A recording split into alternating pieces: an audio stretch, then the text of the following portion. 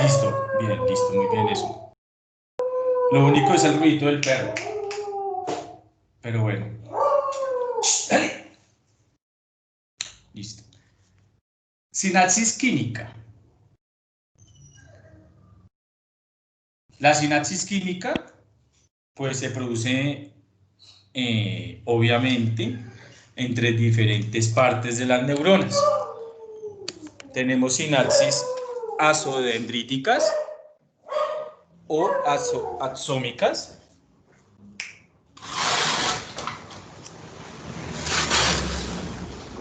en la cual, pues, digamos, vamos a ver que hay ciertas zonas que van a tener entonces contacto.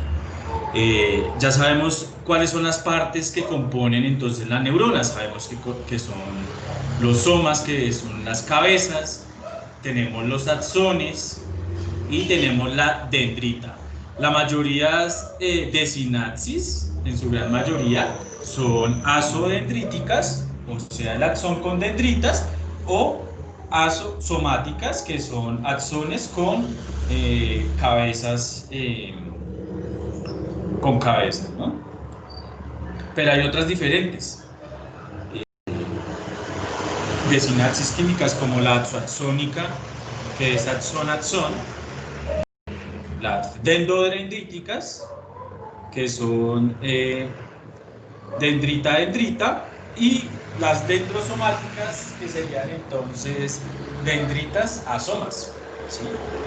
Regáleme un segundito.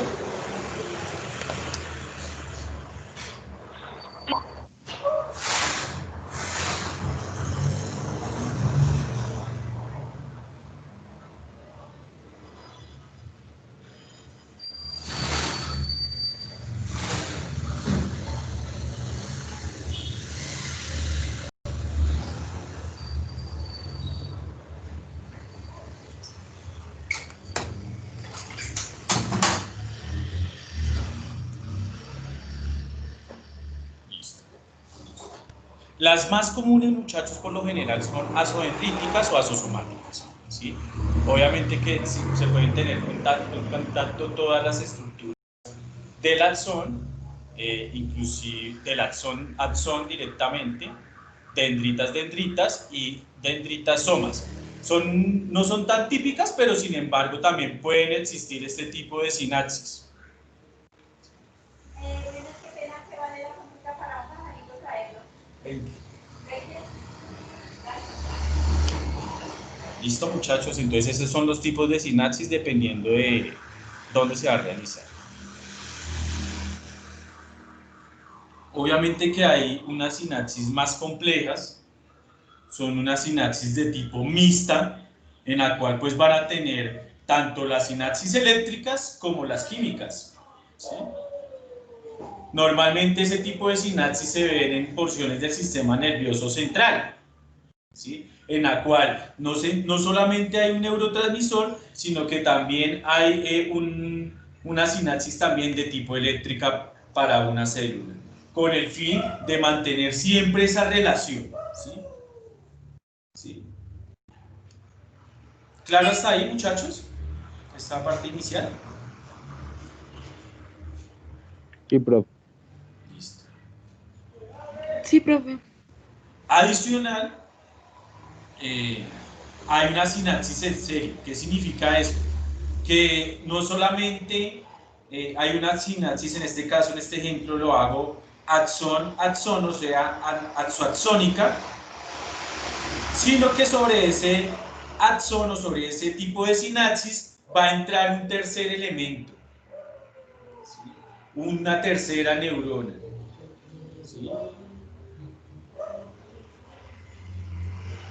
Digamos, por ejemplo, en el cual hay terceras neuronas, se puede referir en algún modo a el tracto gastrointestinal, ¿sí? El sistema nervioso enteral en realidad tiene varias particularidades, y entre esas particularidades está que desprende unas varicosidades, que es como un tercer axón, ¿sí? Y ese tercer axón va a ir a estimular los crepúsculos de Meissner o de Habermas, que es el plexo submucoso o mioentérico, ¿sí? Que es el sistema nervioso enteral. Entonces, digamos, un ejemplo de esa sinapsis en serie puede ser eso. También se presentan a nivel del sistema nervioso central. Recuerden que es el que presenta diferentes tipos de sinapsis. Hay unas sinapsis que se llaman sinapsis recíprocas, en las cuales ambas células pueden liberar neurotransmisor y pueden influir una de la otra.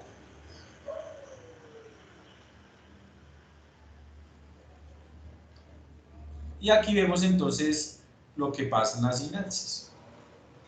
Ya sabiendo que los tipos de sinapsis que hay, ¿sí? Que depende esta clasificación de las porciones de la neurona que se ven influenciadas, ¿sí? Entonces vamos a tener igual una neurona presináptica, estamos acá en el botón ya sináptico, esta es una sinapsis química, tenemos entonces la neurona presináptica y la neurona postsináptica. En la neurona presináptica vamos a ver que van a estar las vesículas sinápticas y esas vesículas sinápticas son las que van a contener o en su interior van a estar los neurotransmisores, ¿listo? Entonces, ¿qué pasa? Que llega el potencial de acción a la terminación presináptica o a la neurona presináptica, en esa terminación, en ese botón, estamos ya hablando del botón sináptico, ¿sí?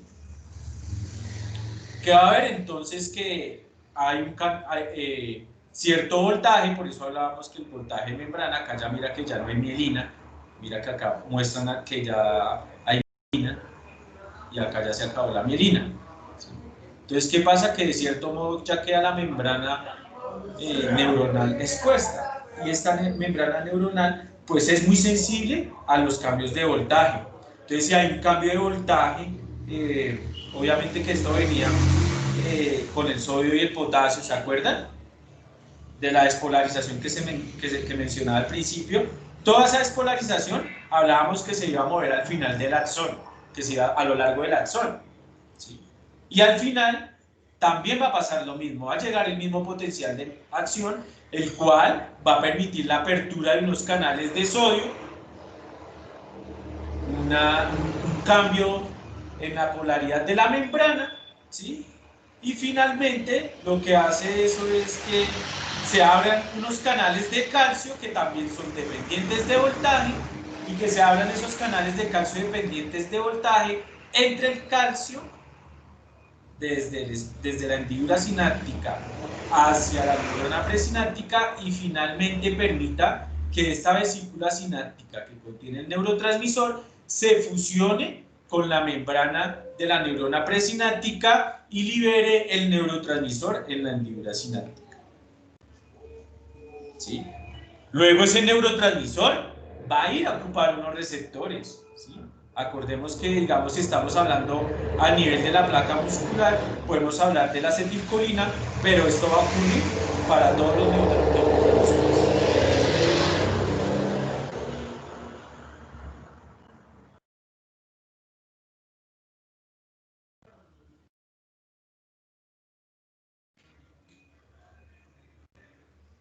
Hay un autorreciclaje que se va a generar. Acá nos muestran que, bueno, ¿qué pasa con esos neurotransmisores? Ocupan el receptor y pueden influir sobre canales iónicos, sobre receptores de membrana acoplada a proteína G también, que son metabotrópicos, ¿sí?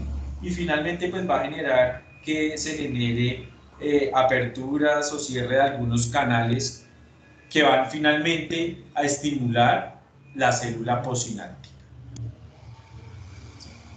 Seguidamente hay un autorreciclaje. Estos neurotransmisores duran un tiempo en el receptor, durante ese tiempo pues van a hacer la tarea, el resto después se liberan, ¿sí? Y así es que ocurre la sinapsis, a grosso modo.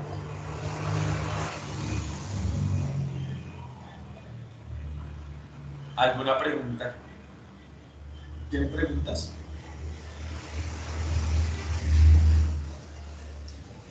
Vamos a ver este otro dibujito que es un poquito más moderno. Nos muestra igual que hay unas vesículas acá, que esas vesículas obviamente contienen los neurotransmisores y que cuando llega el potencial de membrana, potencial de acción, lo que va a hacer es que va a cambiar la polaridad de la membrana. Este cambio en la polaridad de la membrana va a permitir entonces que las vesículas que contienen los neurotransmisores se fusionen con la membrana.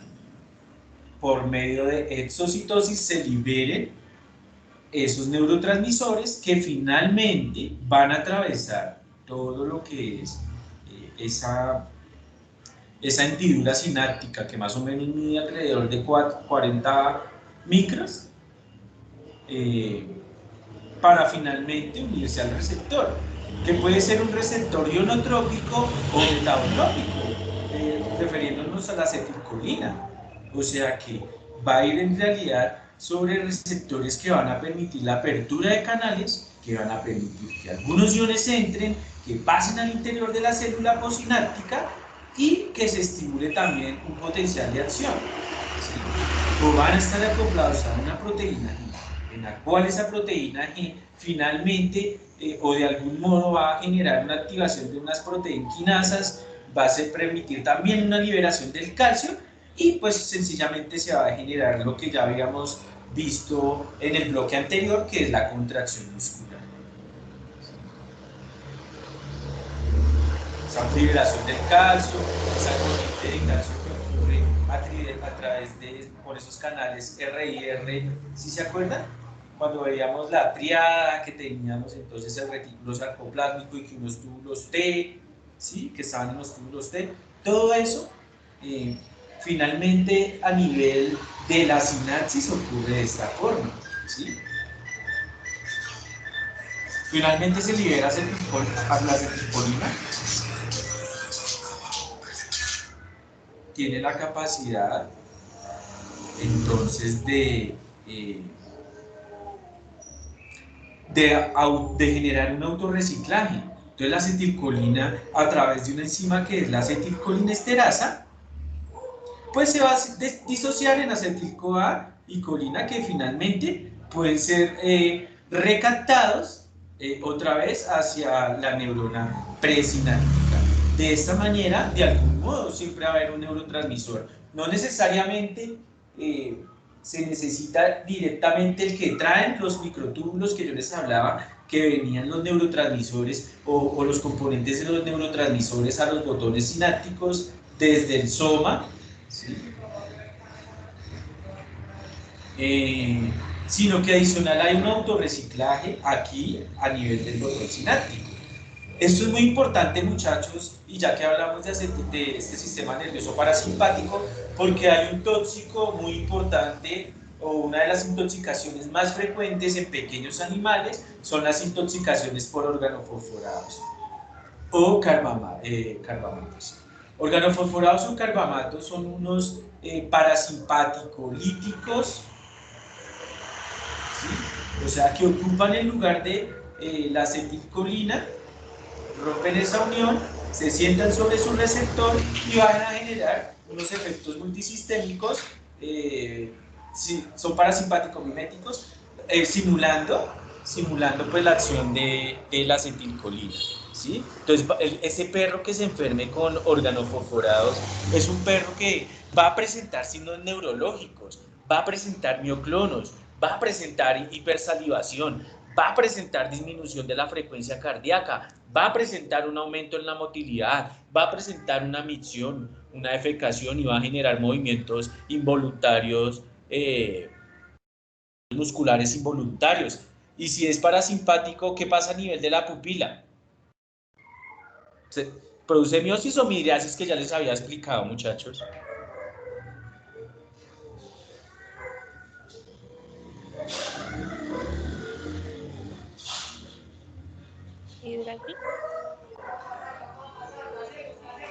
Midriasis, ¿qué se produce? A ver. Yo les había explicado. ¿Meiosis o midriasis? Midriasis, profe. Entonces, digamos, el perro va a llegar con la pupila entonces también dilatada.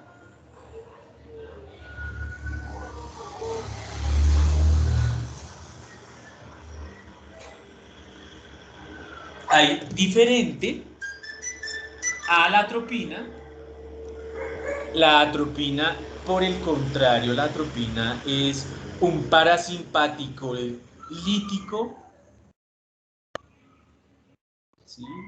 Entonces la atropina hace lo contrario que hace el sistema nervioso parasimpático.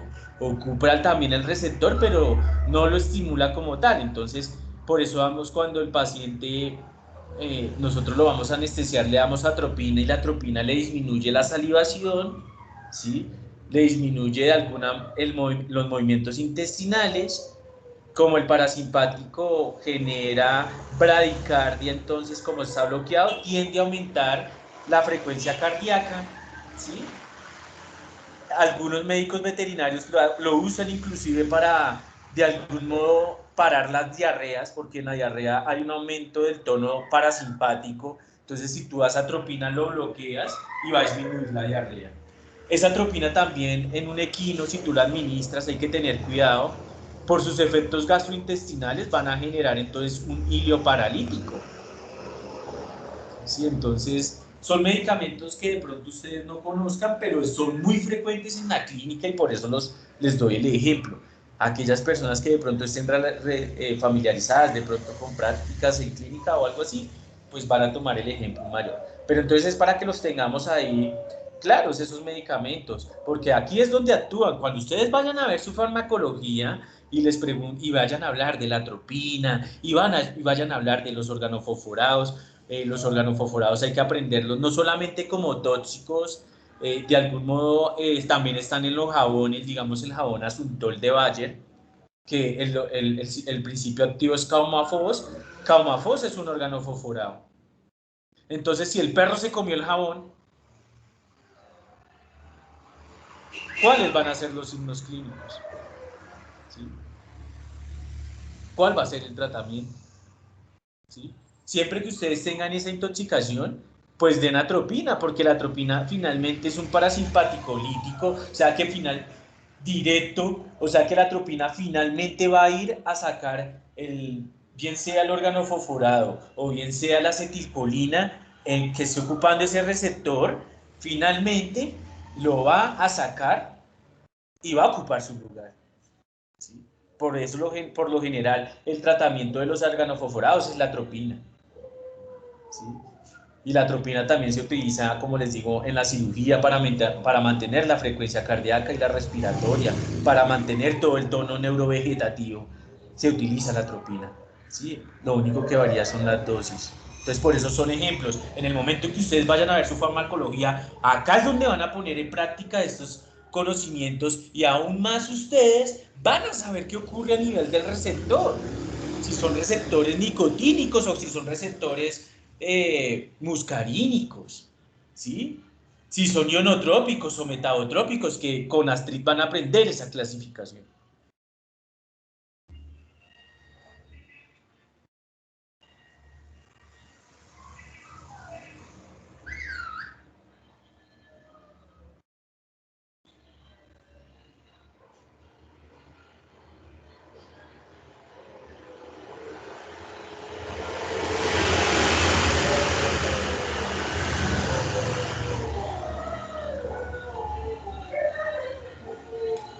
¿Hasta hay alguna pregunta?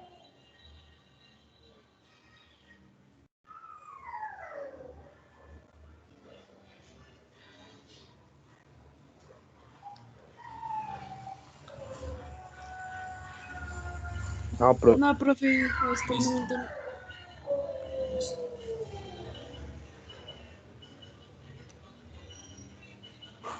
Ya viendo entonces cómo ocurre esa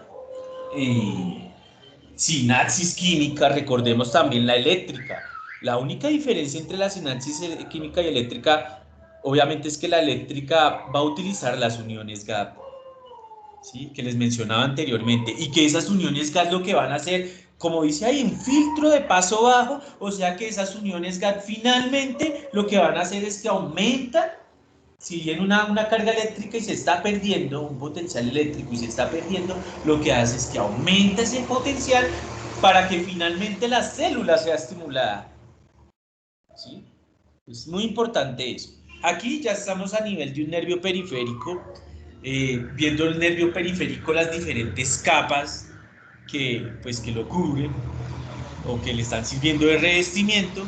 Entonces vemos inicialmente que un nervio completo, periférico, va a estar rodeada por una membrana, así como la nombrábamos en el músculo, ¿sí? Cuando la nombrábamos en el músculo, a esta membrana entonces la vamos a llamar epineuro. ¿Listo? Ese epinero entonces finalmente va a cubrir los nervios periféricos. Porque hay que saber esto, muchachos, porque el momento en que ustedes tengan que realizar una amputación de un miembro, porque de pronto el perrito desafortunadamente lo cogió un carro y le destrozó posiblemente la piernita y el paciente se le contaminó la herida y el paciente generó una osteomielitis que compromete su vida, finalmente hay que hacerle la amputación del miembro. ¿Y por qué es muy importante eso? Porque aquí finalmente el médico debe saber cómo debe cortar este nervio para finalmente no generar una sensación que de pronto en el humano era denominada el miembro fantasma. ¿Sí? Si ustedes no saben generar una técnica de se me fue la palabra, perdón. Yo también, es de guillotina. Esta técnica consiste en cortar de una manera especial ese nervio, porque si ustedes lo cortan de una manera inadecuada, lo que van a generar entonces va a ser la sensación del miembro fantasma.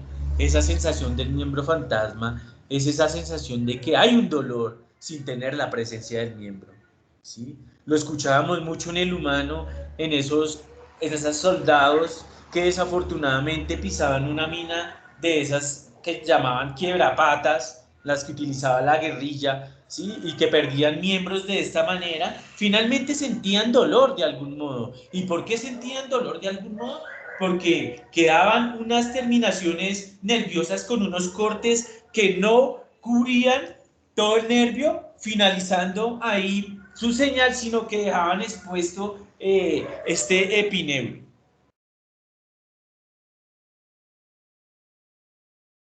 Y en los perritos también le dan. La técnica es guillotinamiento.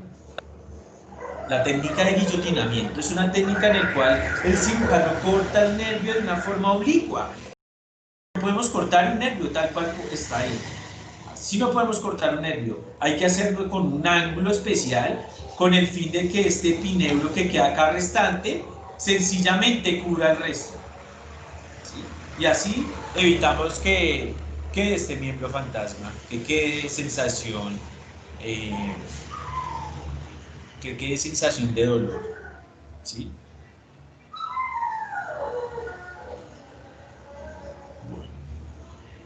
El nervio obviamente va a estar compuesto por diferentes fascículos. Los fascículos van a ser unas reuniones de diferentes tipos de acciones neuronales, ¿sí? En el cual pues hay axones mielinizados y axones amielínicos o no mielinizados. ¿Listo? Cubriendo entonces ese fascículo neural, vamos a encontrar entonces el perineuro, ¿sí? Cubriendo este fascículo neural. El perineuro, el cual pues obviamente está compuesto por diferentes tipos de neuronas, bien sean neuronas periféricas, las vamos a clasificar dependiendo del tamaño y dependiendo de si son amielínicas o sea que no tienen mielina, o si son mielínicas, o sea que contienen mielina. ¿Sí? Porque ¿cuál es la diferencia entre las dos? La velocidad de conducción. ¿Sí? Por ejemplo, un estímulo que se envía por una célula amielínica va a durar mucho más tiempo que uno que va por una célula amielínica, ¿verdad? Entonces, recordemos, no sé si han sentido esa sensación en la cual uno se está durmiendo y como que siente que se mueve o que se cae, o que mueve un pie, o de pronto ustedes están durmiendo con sus papás o sus hermanos, o con su pareja para algunos, no sé, y de pronto como que se mueve la pareja cuando está dormida, ¿sí? ¿O ustedes duermen solitos y nunca les ha pasado eso? Ah, bueno, Sí, profe. eso. Entonces, eso es un potencial de acción que está siendo propagado por un axón amielínico. Entonces duró todo el día. Imagínate que esa señal se envió desde por la mañana y finalmente va a ir a generar labor a la madrugada.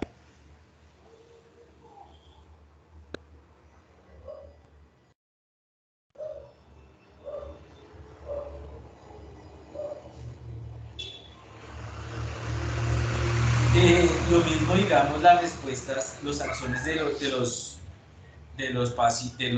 animales un poquito mirándolos evolutivamente. Los axones inclusive que tienen los elefantes son unos axones amielínicos. Por eso la respuesta del elefante es más lenta. ¿Sí ves? Un elefante para levantar el miembro no es porque sea pesado como tal, es porque en su evolución la mayoría de células nerviosas son amielínicas.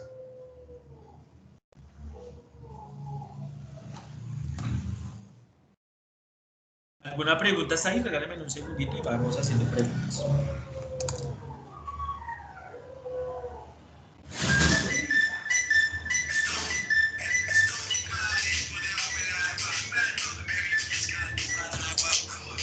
Aló. Aló. Sí, aló. Sí, aló. Sí, señora, ahí está. Si ahorita le estoy en clase, pero no le puedo contestar. No se la va a morir, no creo. Se la va a morir. Y ahorita yo. ¿Dos? No. De pronto no veo bien los antibióticos.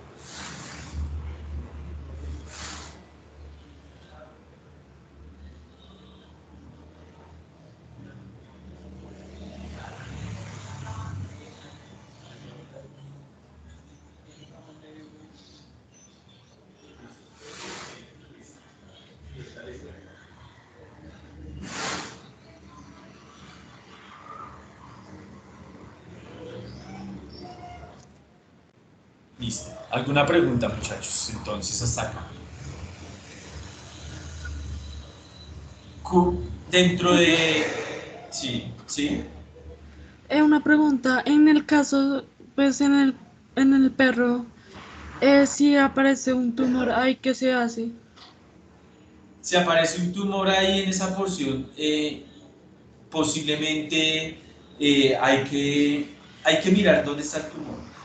Si es un schwannoma, que es un tumor de las células de Schwann, o si sencillamente es un tumor terciario que precisamente va a estar oprimiendo o va a estar generando una compresión mecánica sobre ese sistema nervioso.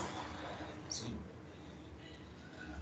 Si cualquiera de los dos va a generar obviamente una secuela neurológica, bien sea de pronto que ese animal no mueva ese miembro, que ese animal ande con ese miembro prácticamente quieto, rígido, sin ningún movimiento.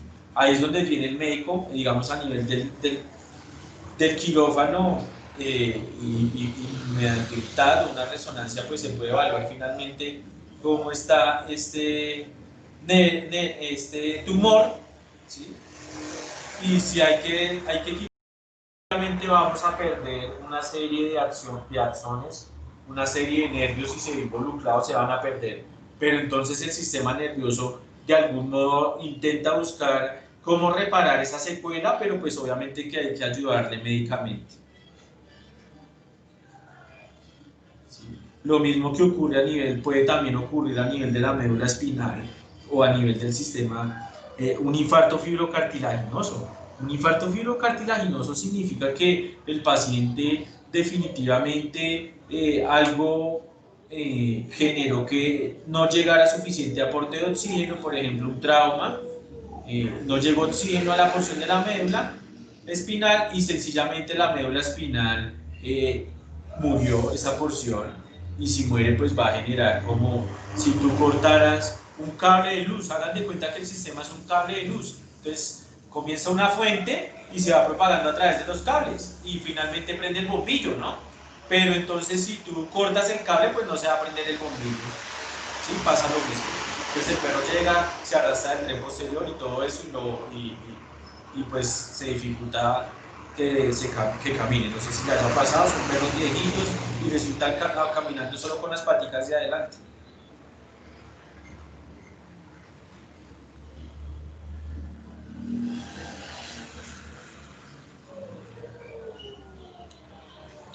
En cada fibra nerviosa, como les decía, hay diferentes tipos de axones. De algún modo el sistema nervioso tiene que generar un proceso en el cual los axones no se aíslen, ¿no? Que no tengan contacto de pronto una señal que viene de un axón y pase al siguiente axón que está al lado. Entonces, generando ese tejido de aislamiento entre los axones, vamos a encontrar el endoneuro. Entonces, esto verdecito que vemos ahí, ese es el endoneuro que nos sirve como un mecanismo de aislamiento de las diferentes axones que componen el fascículo neural. Obviamente que también van a tener un paquete vascular, van a ser siendo acompañados por vasos sanguíneos, tanto en la periferia, ¿sí?, como a nivel central.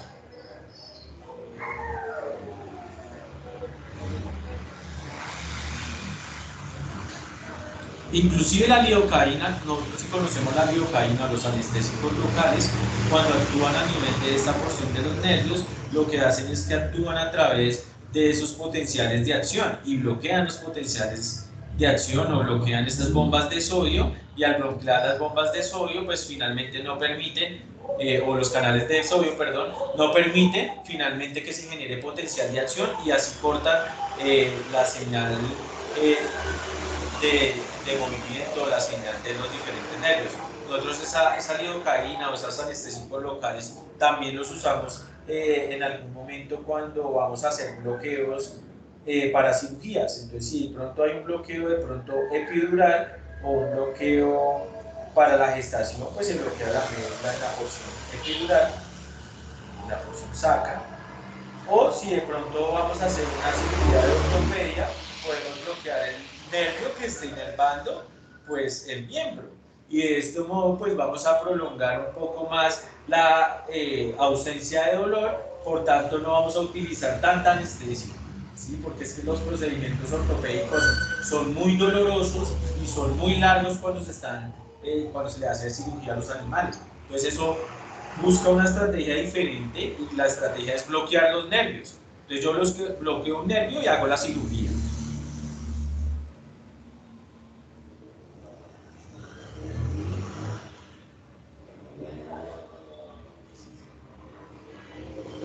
Preguntas hasta acá, muchachos. Profe, yo tengo una pregunta. Dime. Pues bueno, te comentaste como el caso que una perrita que ya tiene 10 años. No te escuché muy bien. Bueno, yo tengo una perrita con el sistema nervioso, pero bueno, yo tengo una perrita que tiene 10 años. Ella a los 3 años se nos cayó desde un tercer piso y rodó por las escaleras. Entonces, digamos, de lo que nos dijeron en una veterinaria, pues en ese tiempo no era muy buena, pero bueno, a ella le dan como... Se te cortó un poquito. ¿Ahí? Ya, sí. ¿A ella qué? A ella le dan... Convulsiona, ¿sí? No es como convulsión. Lo que pasa es que ella simplemente se estira y se pone supremamente rígida. Es una convulsión. Es que es supremamente raro y lo que nosotros hacemos es como hacerle masajes y con eso ella ya Reanimación. reacciona. Pero es una convulsión. ¿Sí? Lo que pasa es que las Es convulsiones que se... lo que te digo, en ese tiempo nos dijeron, no, es una convulsión, que es algo neurológico y le aplicaban una inyección. Ya, y ahorita la perra aún la tienes.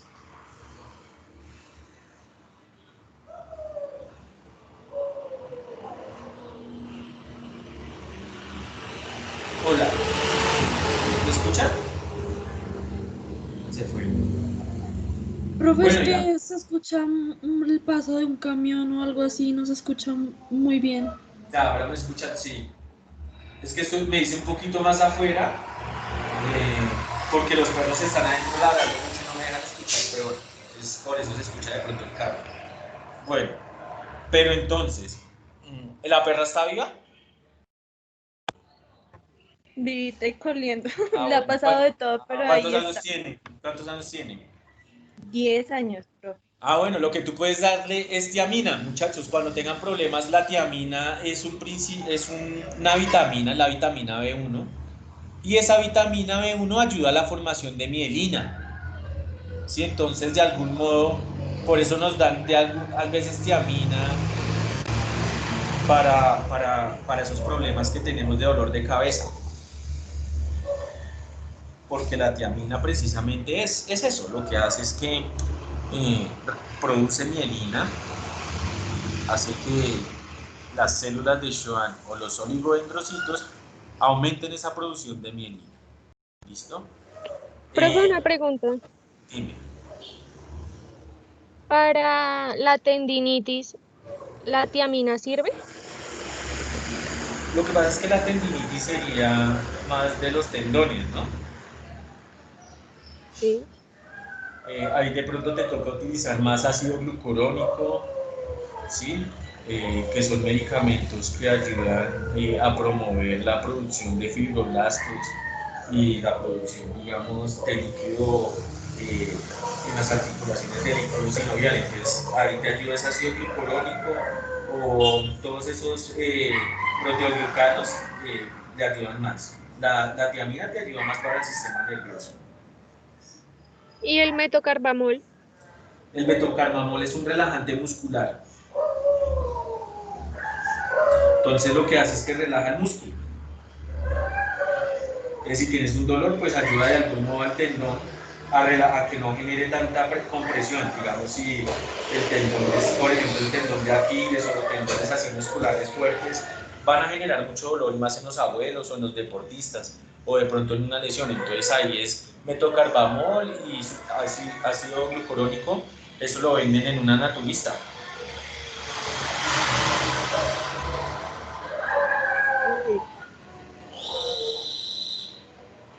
¿Qué otra pregunta tiene?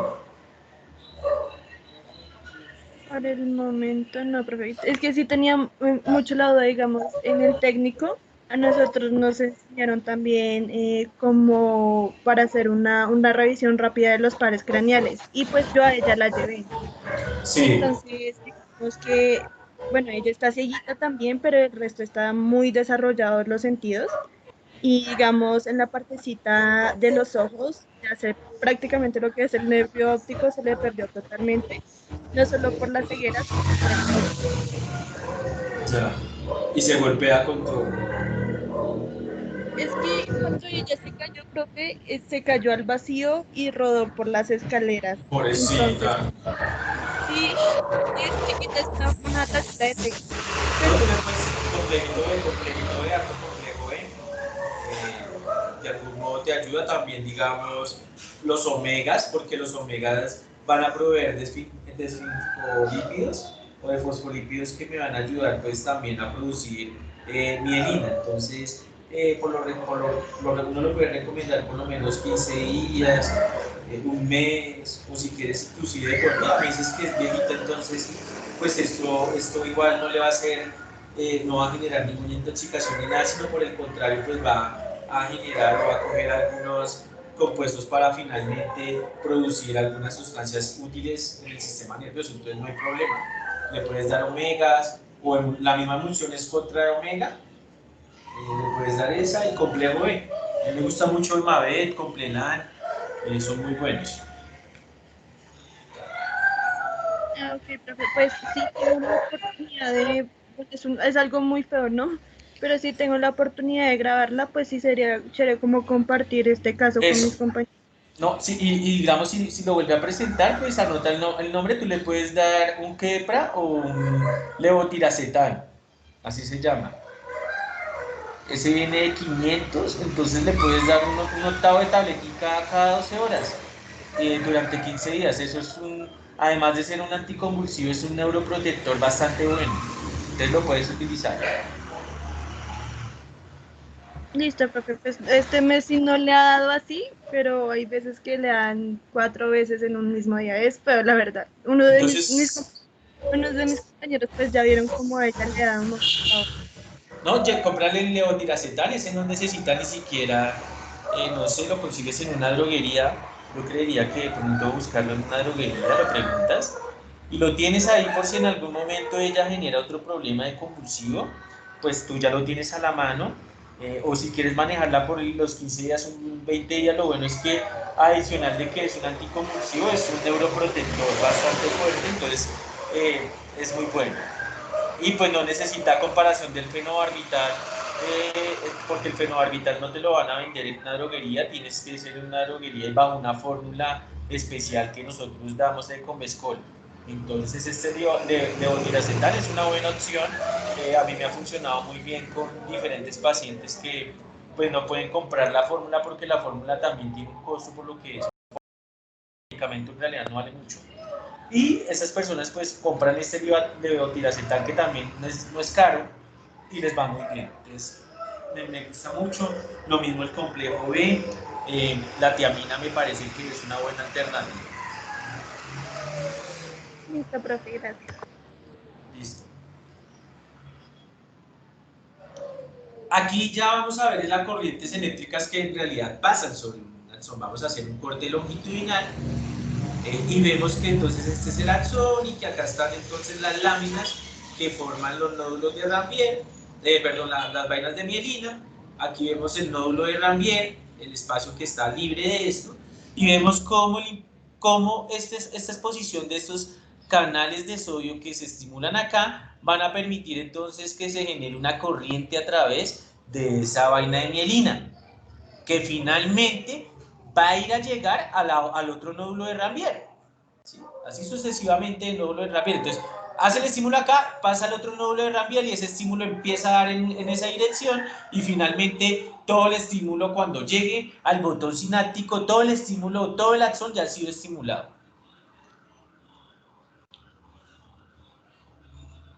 Entonces, mira, acá están esos conductos activados por voltaje para el sodio, una célula de Schwann formando mielina, ¿sí? Aquí mira la fotografía que nos muestran en qué porción del axón estamos ubicados. Estamos ubicados acá en esta porción, ¿sí?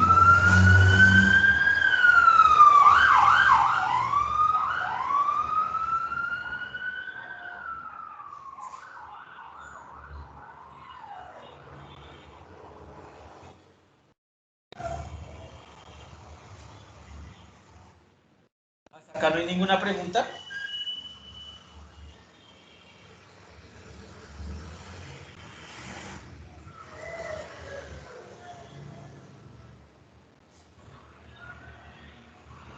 ¿Cómo les ha ido con los escenarios?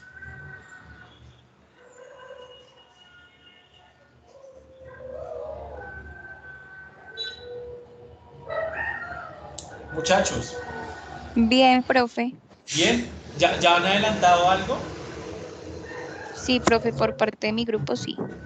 Ah, bueno, perfecto. Entonces, vamos a hacer una tutoría. El lunes ustedes con quién tienen clase. Profe, el lunes es festivo. Ah, pues pucha, el lunes es festivo. Y el martes, Tenemos ecología. todo el día, ecología todo el día. No, El desde, miércoles. desde la 1. Ah, bueno, por la mañana lo tienen sin hacer nada. Sí, profe. Yo tengo clase de 8 a 10 con los de primero. Y de 10 a 12 nos podemos reunir. Sí, profe. Para las tutorías, listo. Entonces hagámoslo así. Nos vemos el martes de 10 a 12 para la tutoría. Y este espacio, y para no entrar en más detalle, porque vamos ahora ya a entrar a otras cositas un poco más profundas, entonces necesito que se estudien algo, que me hagan un artículo o un ensayo en el cual me expongan qué es un potencial de acción o qué potenciales de acción hay en el sistema nervioso,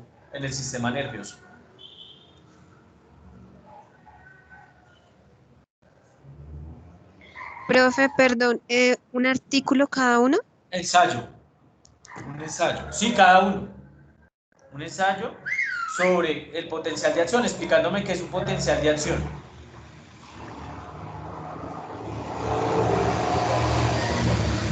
Profe, ¿y ¿A para más cuándo tardar para es? cuándo, profe? A más tardar para dentro de 8 días, en la mañana, antes de las clases, pues que ya lo hayan leído, ¿no? Para que me lo envíen, un día antes puede ser, después yo lo leo. Pero entonces lo que necesito es que lleven ese concepto claro para ese día y haríamos la tutoría entonces el martes. Yo creo que por el momento podemos dejar aquí para que ustedes estudien esto y nos veríamos el martes entonces para las tutorías, ¿les parece? Vale, profe. ¿Alguna otra preguntita? Vale, profe. Profe, sí, ¿tú podrías por favor, repetir lo de la última diapositiva, lo de los canales de sodio? Es que no me quedó muy bien claro. Ya, espérame, listo. Ya. Acá, este es un corte longitudinal del axón, entonces en los nódulos de Rambier es donde van a estar los canales de sodio que finalmente inician ese cambio de voltaje a través de la membrana del axón que está debajo del nódulo de Rambier, debajo de la vaina de mielina, perdón. Acá está la vaina de mielina y acá están los nódulos. Acuérdate que los nódulos de Rambier son esas porciones carentes de mielina y es donde van a estar esos canales de sodio activados por el voltaje. ¿Sí? Porque acá es donde va a llegar la señal para que se active acá esta porción y va a pasar al siguiente nódulo.